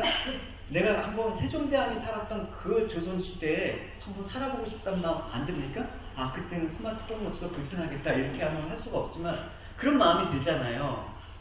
그러니까 왕정제도가 다 나쁜 게 아니라 그 좋은 왕이 있다면 그 왕정제도만큼 좋은 제도가 없단 말입니다. 근데 인간왕은 좋은 왕이 드물기 때문에 이 왕정제도의 폐단이 역사에서 너무나 잘 드러나고 있죠. 만약에 진짜 예수님께서 정말 왕으로 이 땅에 오셨을 때 여러분 어떤 마음이 듭니까? 민주주의로 투표합시다 이러겠습니까? 예수님보다 더 좋은 사람이 혹시 있는지 알아봅시다 이러겠습니까? 예수님은 가장 완벽하시고 가장 인자하시고 가장 긍휼이 많으신 가장 백성들을 사랑하는 왕 아닙니까? 그러니까 우리가 왕의 어떤 자녀로 신하로 왕의 백성으로 산다라는 게 행복으로 느껴지는 것입니다. 그러니까 우리가 주님의 백성이다 할 때 이 개념이 딱 이제 떠올라야 되는 거예요. 주님의 다스림 속에서 주님의 보호와 통치를 받고 있구나라는 개념에 우리가 하나님의 백성입니다라는 그 모습에서 떠오르는 거예요. 여러분 우리가 주님을 생각할 때 자기 백성을 위해서 목숨을 내놓는 왕이 어디 있었어요? 역사상 없었잖아요. 주님처럼 선하고 이로운 왕이 어디 있었습니까? 그러니까 우리가 왕이신 주님을 알면 알수록 어떻게 가까워지고 그분 앞에 무릎을 꿇고 그분의 권위의 자발적인 순종의 모습이 나오는 거예요. 그래서 그의 영광과 그의 존엄하심과 그의 능력을 찬송하게 되는 것입니다. 그래서 왕이신 나의 하나님 내가 주를 높이고, 그러니까 왕이신 하나님에 관한 주제 찬양을 보면 다 이런 거예요. 그죠? 예. 그러니까 찬양에 보면 이 예수님의 성질자적인 그런 모습을 담아내는 찬양, 제사장적인 그런 찬양. 찬양을 통해서도 우리가 이제 선곡의 능력도 생기는 거예요. 할렐루야. 이게 찬양팀 효진이가 잘해가고 찬양팀 알려줘. 경수사님 잘 가르쳐 주세요. 그러니까 여러분 진짜 왕 앞에서 충성하는 게 그처럼 영광이 어디 있습니까? 내가 왕의 신하로 왕의 백성으로 산다라는 이 자부심이 어디 있습니까, 여러분? 여러분 생각해 보십시오. 지금도 여러분 뭐 흑인이라도 내가 미국 시민의 흑인과 내가 아프리카의 어느 탄자니아의 흑인 이 자부심은 다를 겁니다. 그죠? 그러니까 내가 속한 나라가 강하다라는 그 나라의 자부심도 있는데 하물며 우리는 하나님 나라에 속한 가장 위대하고 완벽한 왕에 속한 백성이다. 이러면 여러분 어떤 자부심을 갖고 있어야 됩니까? 내가 하나님의 백성이라는 자부심은 여러분 무엇도 비교할 수 없는 거예요. 그러니까 내가 어느 나라의 영주권자다, 시민권자다, 내가 이렇다 이런 자랑할 필요가 없단 말입니다. 사도 바울은 그래서 나는 하늘의 시민권자다 이런 자랑을 할 수밖에 없는 거예요. 왜? 왕이신 하나님, 예수님을 알았기 때문에 그런 얘기가 나오는 거예요. 그러니까 근데 이것만 생각하시면 안 돼요. 예수님께서는 왕이시기 때문에 선하고 인자하심으로 다스리지만 또 백성을 바로 세우기 위해서는 공의로 또 세우셔야 돼요. 그러니까 법과 하나님의 법과 권능과 위협으로 세상을 다스리는 지존자의 모습으로 오신단 말입니다. 그래서 보십시오. 마태복음 16장 27절 읽겠습니다. 저가 아버지의 영광으로 그 천사들과 함께 오리니 그때 각 사람이 해마대로 갑니다. 예, 그러니까 그 법과 공권력으로 세상을 통치하고 다스릴 때가 오고 하나님 나라를 굳건히 세우신 왕의 역할을 수행하시는데 이런 예수님의 모습을 초림 때 예수님께서 처음 이 땅에 오셨을 때는 숨기셨습니다. 1차적으로. 그러니까 이제 착각을 하는 거예요. 유대 사람들은 예수님이 유대인의 왕으로 오시니까 왕궁으로 오시겠지. 그러니까 동방박사가 어디로 가요? 처음에 마구간으로 안 가고 왕궁으로 간 거예요. 예루살렘에. 유대인의 왕으로 나신 이가 여기 있습니까? 묻는 거예요. 근데 어디서 태어나셨습니까? 베들레헴, 가나안 목수의 아들, 마구간에서 태어나신 것입니다. 그러니까 왕이라고 하는데 무슨 권력이나 어떤 군사나 힘도 없이 약하고 천대받는 모습으로 태어난 것입니다. 그래서 사람들이 그랬죠. 왕 무서운 줄 모르고 예수님 무시하고 조롱하고 핍박한 거예요. 보통 왕 앞에서 그렇게 하면 죽습니다. 욕하고 저주도 아무런 일이 일어나지 않습니다. 여러분 그렇잖아요. 여러분, 그렇죠?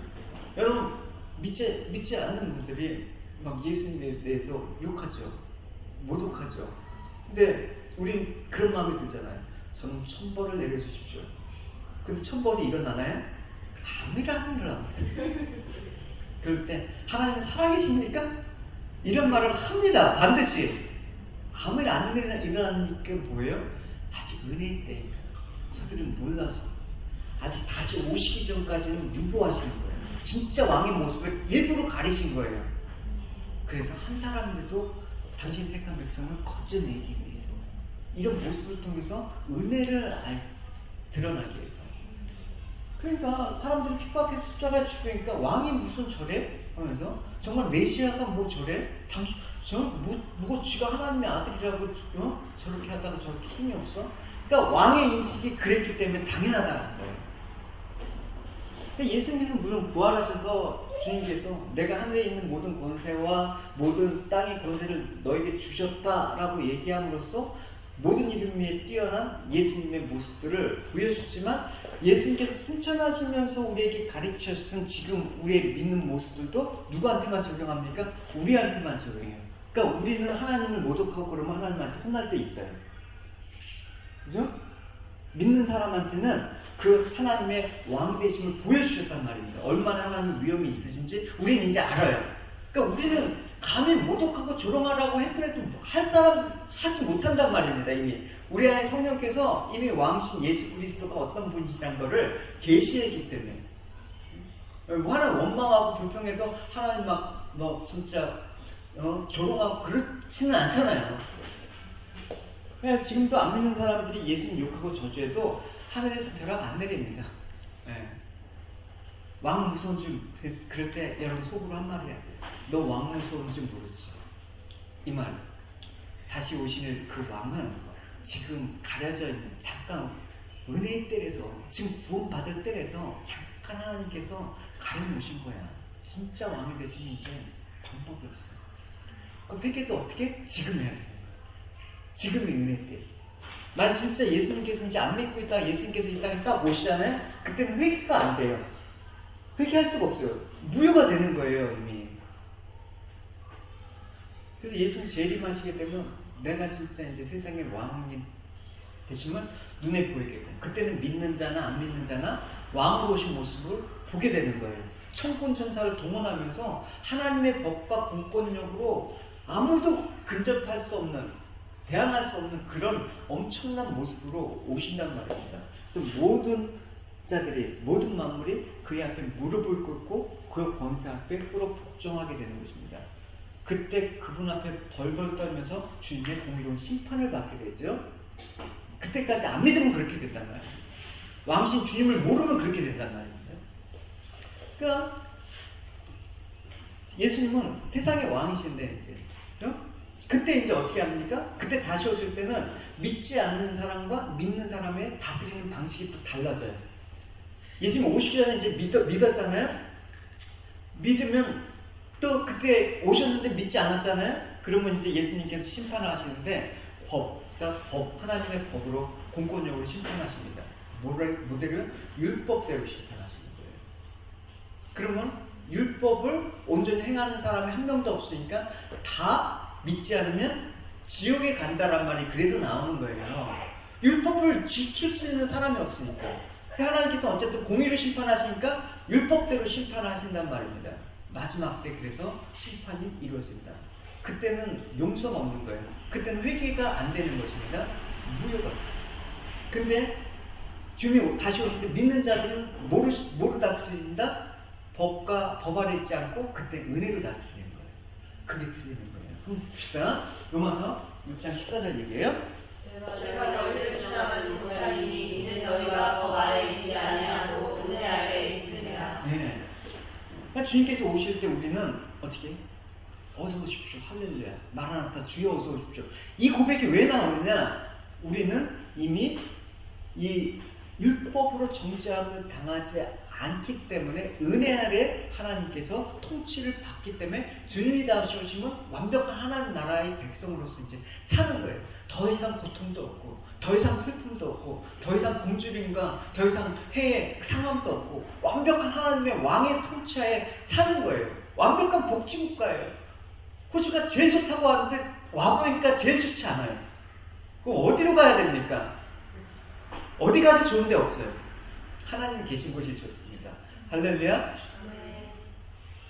여기서 하나님이 계시면 호주가 제일 좋아요. 내 가정 가운데 하나님이 계시면, 하나님이 왕이신, 하나님 다스리시면 우리 가정이 제일 좋은 거예요. 이런 다스림 속에 있는 게 하나님 나라이다라고 신약시대에서 얘기했어요. 하나님 주권이 미치는 거. 왜냐? 아직은 우리가 지금 눈에 보이는 하나님 나라는 사실은 주님이 오셔야지만 완성이 되기 때문에 지금은 아직 눈에 보이지 않는 그런 하나님 나라를 그려면서 살아가는데 어떻게 합니까? 그 다스림이나 하나님 다스림 안에 하나님 나라의 실체를 보진 않았지만 느끼게 해주시는 거예요. 어느 때 행복합니까? 어느 게? 효진이 어느 때 행복해? 우리 교회 남편이 나를 보여준다 이런 느낌에 있을 때 행복하잖아요. 정임선 지금 살맛이 안 난 그죠? 그러니까 잠시나마 남편의 존재라는 게 그런 거예요. 사실은 뭐 매일 늦게 끝나고 사실은 여기서 보지 못하는 그 시간 비슷한데도 불구하고 떨어져 있으니까 이게 느낌이 오는 거예요. 우리가 믿음이라는 건 그런 거예요. 그렇죠? 여러분, 우리가 왕 되신 하나님, 나를 다스리신 하나님, 이게 얼마나 큰 행복입니까? 여러분, 지금 우리에게 은혜일 때, 지금 구원받을 만한 때야 라고 여러분 아셔야 되는 거예요. 이런 좋은 왕이 있다. 나중에 정말 하나님 율법으로 심판하실 그 왕으로 오신 예수님 보면 그때는 죽습니다. 그 영원한 사망이다. 그 지금 믿어야 돼? 이 얘기를 하는 거예요, 여러분. 임박한 거죠. 우리의 종말은 개인적인 종말과 전체적인 종말이지 않습니까? 개인적인 종말은 언제 끝날지 몰라요. 내가 내일 사고로 죽을지도 몰라요. 예상 못하는 일이잖아요. 그 개인적인 종말 앞에서 회개할 기회를 놓쳤어. 그럼 어떻게 되는 거예요? 그것도 주님의 섭리안에 있다고 고백을 하지만 우리가 지금 은혜와 이 구원의 때 우리가 지금 왕같은 제사장으로 부름받은 선지자 이 세 가지 직분을 수행해야 된다는 사실을 이 직분적인 사명을 이해함이 있어야 되는 거예요. 그죠? 그래서 은혜 때 그래서 이런 일이 벌어지는 거예요. 헌금 안 하면 벌 주신다?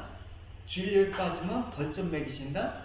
뭐 구약시대처럼 우상 숭배하면 돌로 쳐죽입니다. 이런 거 안 되죠, 그럼. 이런 일 안 해도 여러분 헌금 안 하고 주일 빼도 아무 일 안 일어나죠. 당연한 거예요. 왜? 아직은 은혜와 사랑으로 다스리는 때예요. 그렇기 때문에 그렇게 해도 된다라는 얘기가 아니라 하나님께서는 설득을 시키신 거예요. 자발적으로. 우리에게 자유의지를 주신 게 그런 거잖아요.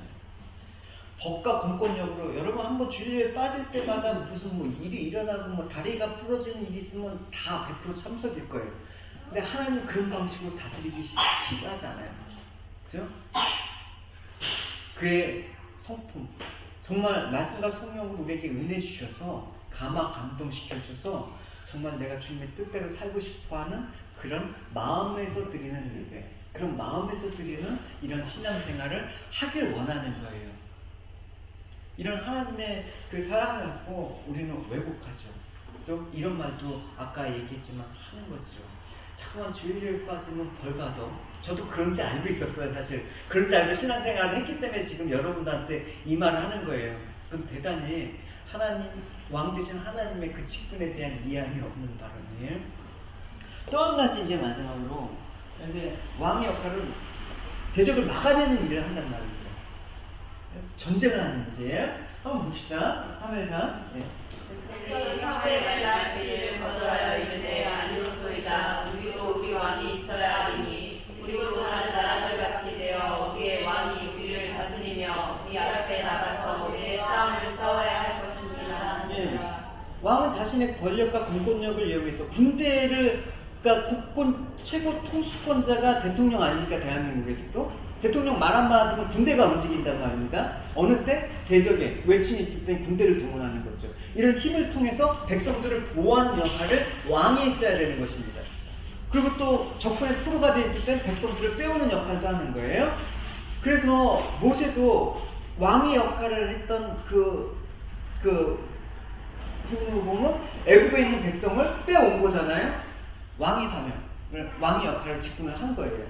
다윗도 마찬가지지만 골리앗, 블레셋 사람들을 촉수 백성을 블레셋에서 구원했다. 이런 게 다 왕의 모습을 그려내는 거거든요.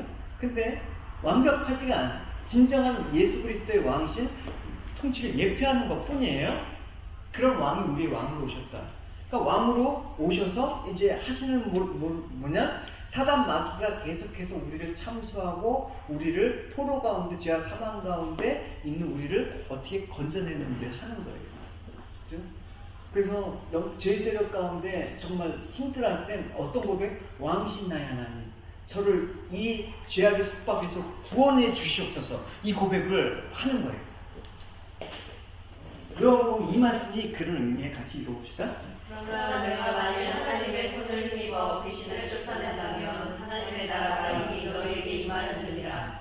강한 자가 무장을 하고 자기 집을 지킬 때에는 그 소유가 안전하되 더 강한 자가 와서 그를 굴복시킬 때에는 그가 믿던 무장을 빼앗고 그의 재물을 나누느니라. 네, 하나님께서 우리에게 예수님보다 강한 자가 없기 때문에 예수님께서 왕으로 오신다라는 것은 우리의 안전이 보장돼요. 그러니까 우리 왕이신 예수님의 권세 앞에 사실은 사단 마귀는 한 주먹거리도 안 되죠. 사단 마귀는 어떤 애를 가할 수가 없습니다. 단지 그 앞에 무릎을 가며 상복할 수밖에 없는 존재입니다. 왜냐하면 예수님은 창조주시고 사단 마귀도 피조물 아닙니까? 피조물은 창조주한테 감히 반역을 못하는 것입니다. 근데 힘만 갖고 싸우는 거라면 예수님께서 천국 천사를 동원해서 얼마든지 쉽게 무력화시킬 수가 있는데, 문제는 사단 마귀의 권세와 인간에 대한 지배권, 힘의 문제가 아니기 때문에 그래요. 뭐냐? 사단 마귀의 권세의 근원은 죄와 사망과 율법으로 우리를 자꾸만 가두려고 하는 거예요. 보십시오. 고린도전서 말씀 같이 읽어봅시다. 사망이 쓰는 것은 죄요, 죄의 본능은 율법. 예, 사망이 갖고 있는 권세란 말입니다. 그러니까 이 권세는 여러분 힘으로 해서 쫓아낼 수 있는 게 아니라, 이 마귀를 멸하는 이 권세는 어떻게? 예수님이 죽으심으로만 이루어지는 그 일로 하는 거예요. 죽으심을 통해서 아까 제사장 역할을 하셨던 그 죽으심의 문제를 통해서 죄 문제를 해결하셔야지 사망 권세를 가진 이 마귀로부터 이겨내는 거예요. 또 죄와 율법에서 우리를 해방시키는 거예요. 그래서 누가복음 8장에 가늠한 여인이 용서받을 때 돌로 치려고 하는 사람한테 죄 없는 자가 녹아서 치라할 때 다 물러갔잖아요. 그러면서 예수님께서 그 여인에게 뭐라고 얘기하셨어요? 다시는 죄 짓지 마. 이 말은 뭐라고 했습니까? 은혜를 잊지 말아라. 그 말이에요. 내가 한 이 모든 죄와 율법의 정죄에서 한 이 일을 잊지 마라. 이거 잊지 않으면 죄 안 짓는 거야. 그죠? 그러니까 이제 사단 마귀가 이제 우리가 갖고 뭘 통제하는 거예요? 믿는다고 하면서 왜 뭐 기도도 안 하고, 뭐 예배도 빼놓고, 뭐 그러냐? 이런 걸 참수할 때 여러분 어떻게 해야 됩니까? 아, 그렇구나. 이러면 마귀 계략에 속는 거예요. 그 책은 C.S. 루이스의 그 스크류 편지, 그 책에 잘 나와 있습니다. 네. 어쨌든 사단의 마귀 권세가 어떻게 예수님의 십자가를 지심으로 인해서 완전히 괴멸됐다. 이제는 합법적으로 우리를 건들 수 있는 수단이 없는 거예요. 그래서 이미 예수님께서 이미 승리를 선포하신 거예요. 이미 내가 이겼다. 내가 세상을 싸워 이겼다. 마귀에 싸워서 막 이겼다. 승리를 선포하는 거예요. 골로새서 2장 14절 15절. 우리를 거스르고 불리하게 하는 법조문으로 쓴 증서를 지우시고 제하여 버리사 십자가에 못 박으시고 통치자들과 권세들을 무력화하여 드러내어 구경거리로 삼으시고 십자가로 그들을 이기셨느니라. 예, 쉽게 말해서 우리가 죄의 노비였단 말입니다. 그러니까 노예 문서를 찢어버린 거예요. 그럼 이제 자유가 회복된 것이죠. 근데 이제 자유임에도 불구하고 옛 주인이 나타나고, 너 노비 문서 없다고 넌 내 종 아니냐? 이렇게 해버린단 말입니다. 그럼 속는 거예요. 그래서 그렇죠. 뭐 노비 문서가 없어졌다고 해서 제가 종이었는데 종이죠. 이러면 계속해서 죄에 끌려다니는 거예요. 그럴 때는 어떻게 선언하는 거야? 난 노비 문서 없는데? 나 더 이상 당신에게 속박받아야 될 이유가 없는데? 이런 거예요. 그러면서 어떻게? 나는 이 노비 문서를 찢어버리신 분이 내 주인이야 라고 해야 되는 것이죠. 이걸 지금 얘기하는 거예요. 그래서 주일날 그 6년차의 노비가 그 7년째 그 본인 주인을 사랑해서 자발적인 노예가 됐을 때 노비 문서를 하고, 그 얘기가 그 얘기예요, 사실은. 예. 그래서 구약의 얘기를 보면 다 예수 그리스도의 이 직분에 관련된 얘기들이 많은 거예요. 그래서 그럼 이제 마귀가 어쨌든 영적인 존재잖아요. 힘이 있잖아요. 그러니까 가만히 있지 않아요. 아직 예수님께서 다시 오실 때까지 마귀는 한정된 시간 속에 주님께서 허락하신 범위 내에서 활동을 한단 말입니다. 그러니까 가만히 당하고 있지 않고 치유의 발악이라는 걸 아시죠? 발악이라는 걸 하시죠? 마귀를 이렇게 높이면 안 되는 거예요. 발악을 합니다. 그래서 뭔가 하냐면 우리 속에 아직 남아있는 죄성을 이용하는 거예요. 그래서 우리가 아직은 이 땅에 몸으로 살고 있기 때문에 완벽하지가 않으니까 계속해서 우리를 넘어뜨리려고 하고, 때로는 구워 살려고 보기도 하고, 세상의 것들도 유혹을 갖고 예수 유혹했던 방식으로 세상의 떡과 명예와 부와 그런 것들도 우리를 넘어뜨리게 하는 거예요. 넘어뜨린다는 건 뭐예요? 우리를 주님의 은혜에서 분리시키려고 하는 거예요. 그러니까 이게 좋구나, 주님의 은혜 없이도 살 수 있구나라는 착각을 갖게 한단 말입니다. 예전처럼 뭐 주님 믿으면 뭐 콜로세움에서 십자가에서 화형식을 시키고 사자밥이 되게 하고 이런 건 아니지만 더 마귀의 계략은 이런 방식으로 주님의 은혜를 잊게 만들고 분리시키는 방식으로 우리를 유혹한단 말입니다.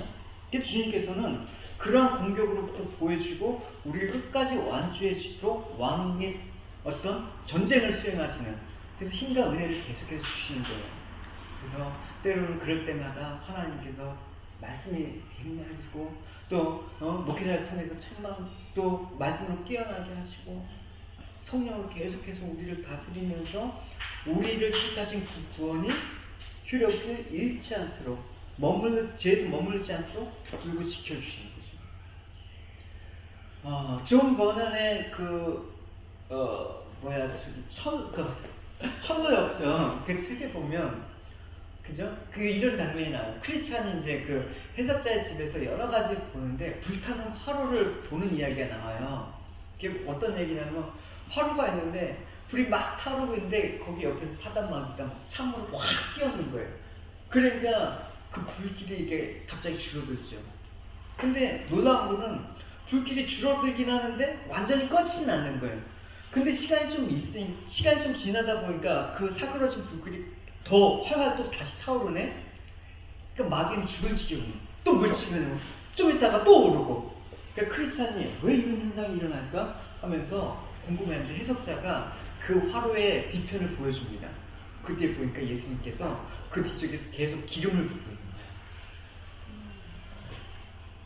그러니까 계속해서 마귀는 우리를 계속해서 은혜 안에서 떨어지게 하려고 전쟁을 하는데 예수님께서 우리에게 계속해서 은혜를 부어주시는 거예요. 그래서 사람 마귀의 도모와 계획을 무마시키는 그런 일을 왕이신 주님께서 수행하신다. 여러분, 정작 당사자인 우리는 이런 상황에 무관심할 때가 너무 많잖아요. 우리가 무관심하면 안 되고 어떤 상태? 전쟁 중이다. 그래서 주님이 이 전쟁 중에 있는 상태에서 우리를 계속해서 은혜와 힘을 주시고 주님을 의지해서 죄와 그 마귀와 싸우도록 하신다. 그래서 영적 전쟁을 수행하게 하신다. 그 얘기를 할 수 있는 거예요. 여러분, 중요한 것은 뭐냐? 역전전쟁은 내가 하는 게 아니라 어떻게? 주님께서 은혜를 주셔서 감당하는 것. 주님께서 승리하게 만드시는 것. 이건 끝까지 주님의 은혜를 의지하는 거예요. 끝까지 믿음으로 인내하면서 구원을 길을 완주해가는 그게 필요하단 말입니다.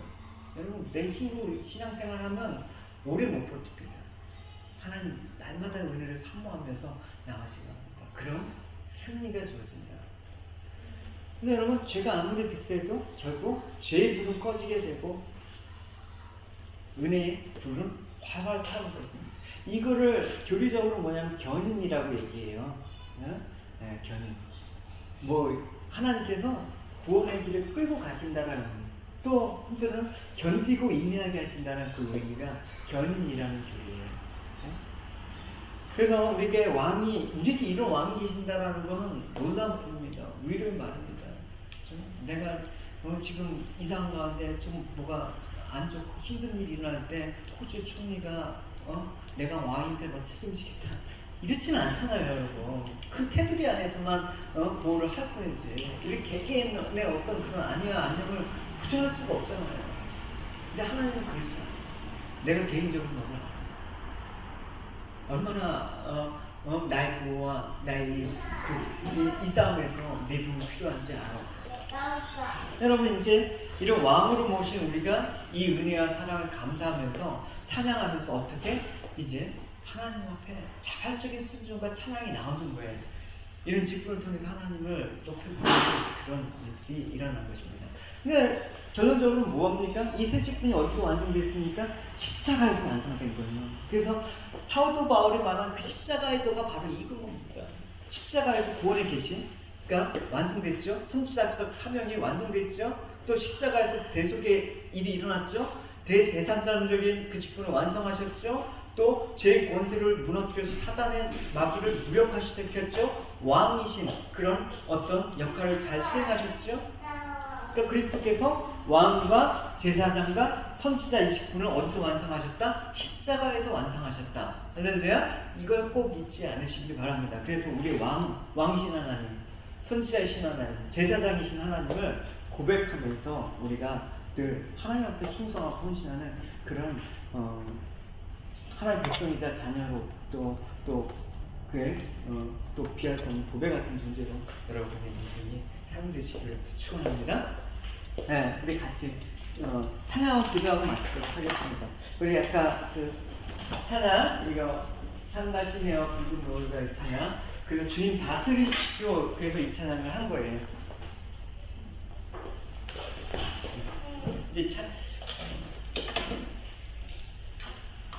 그래서 이제 그